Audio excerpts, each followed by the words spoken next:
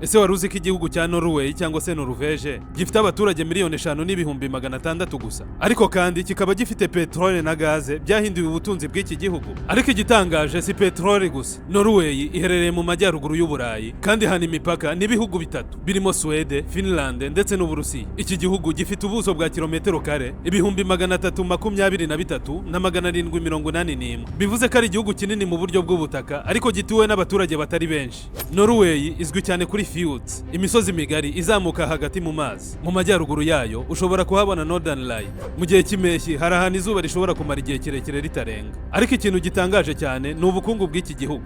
Muri 2025 umusaruro mbumbe w'iki gihugu wari miliyaridi 531 z'amadolari, kandi umusaruro mbumbe ku muturage w'iki gihugu ni amadolari 94,600 kuri buri muturage.